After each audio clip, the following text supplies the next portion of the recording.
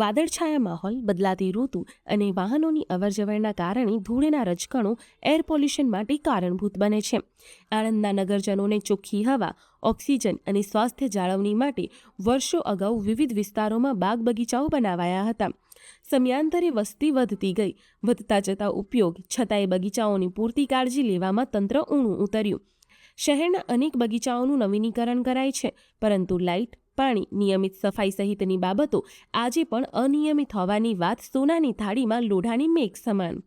નાની ખોડિયાલ વિસ્તારમાં લાખોના ખર્ચે બનેલ બાગ શરૂઆતથી જ પ્રશ્નોની હારમાળા સર્જી રહ્યો છે.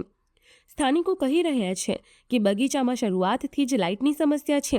વહેલી સવારે, સાંજે બગીચામાં આવવામાં અંધારાનો ડર લાગે છે.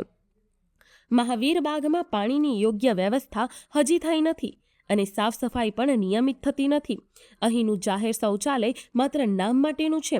ઉપયોગ માટે ન હોવાની સ્થિતિથી મુલાકાતીઓ અનુભવે છે પરેશાની.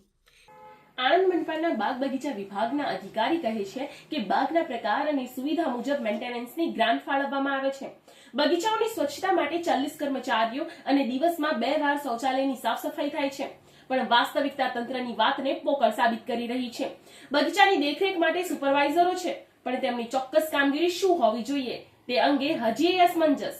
છેલ્લે મુદ્દાની વાત કરીએ તો શહેરના બાગ બગીચા જનહિત માટે છે, ન કે કાગળ પરની યોજનાઓની ફળશ્રુતિ માટે.